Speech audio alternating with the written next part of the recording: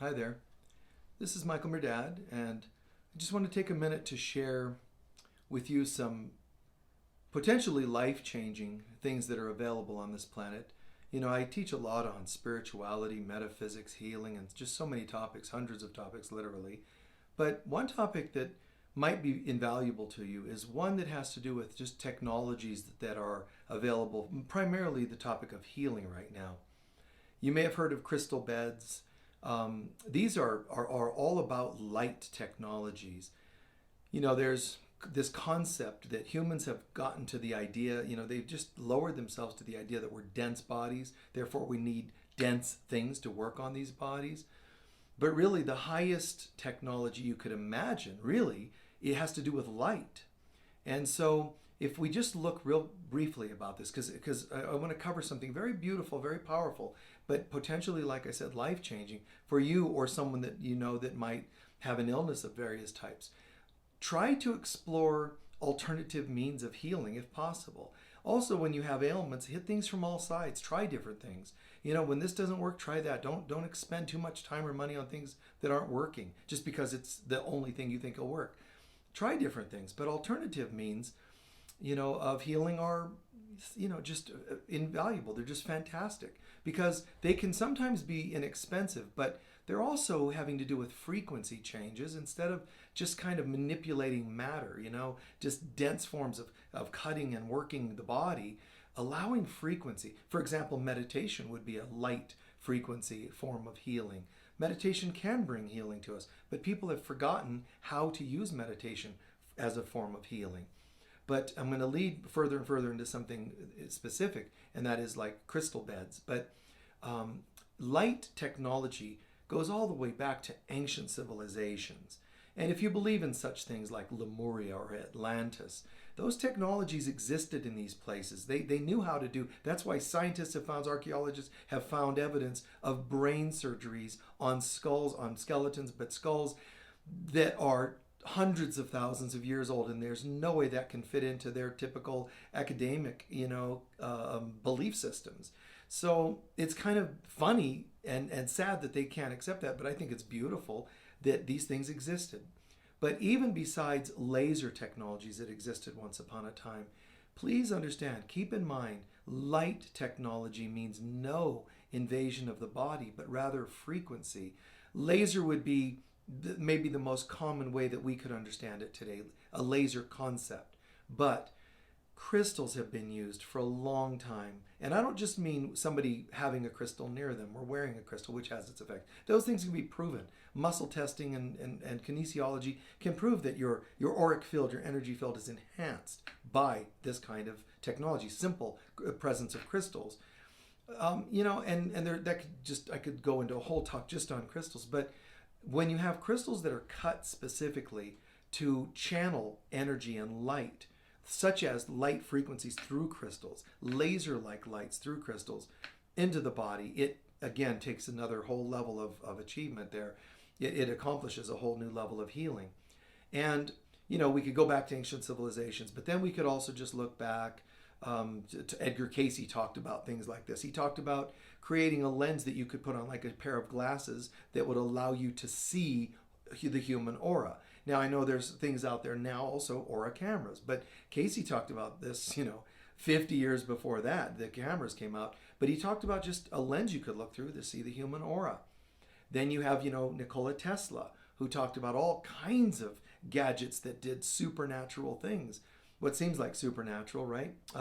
For example, his violet ray, they call it the violet ray device, which used to be carried in the Sears and Roebuck catalog, if you can imagine that, in the early 1900s. But Tesla, I mean, we owe to him our understanding of electricity today. You think it's Edison, but it isn't. Edison just thieved most of these inventions and ideas from more channeled beings who were channeling profound concepts. Maybe he had some great things in his own right, but Tesla he had this violet ray device that would basically, instead of ultrasound to work on the body with healing frequency, ultrasound is a dense frequency, so it leaves inflammation, which is why a lot of doctors that use ultrasound, they use ice packs afterwards. But long story short, Tesla used violet, the opposite spectrum, far more subtle energy, because it's the violet, it's the highest form of light that we can see with our eye. And he used a gadget that allowed violet light, violet ray to penetrate the body, and it's so fine, there's no irritation or resistance that it creates. Instead, it just brings a subtle frequency to the body to break up crystallized energy we would call dis-ease of some kind. Now, fast forwarding a little more to modern times, just say 30, 40 years ago, there's a woman named Helen Schuckman who channels A Course in Miracles. When that book was done being channeled, most people don't know this, even course students, but when that book was being done, when it was done being channeled, she had some questions, miscellaneous questions she was asking, like Edgar Casey was asking during his trances, she was asking, and one of them was about healing frequencies and so forth, and then this channeling just came through her about how to create a gadget that would be using light frequency to heal. And this was basically, it came through, and she wrote it down like a scribe, wrote it all down, but it's incomprehensible to people even today to really understand how to put this thing together. You would need possibly a Tesla fan, that would maybe be able to translate these notes. But there it is. It exists. You can possibly still find a copy of that. I have a copy of the material. So it's really beautiful and profound, but you just go, well, what do you do with this? Well, in more modern times, people started, even in IBM labs and elsewhere, space, exploration labs, they started creating crystals, cutting them to different shapes, frequencies, lengths, etc., to experiment with what happens when you put laser light or light ray through crystals, how it multiplies the intensity, the power, the effectiveness of the healing frequency, light frequency. We're made of light.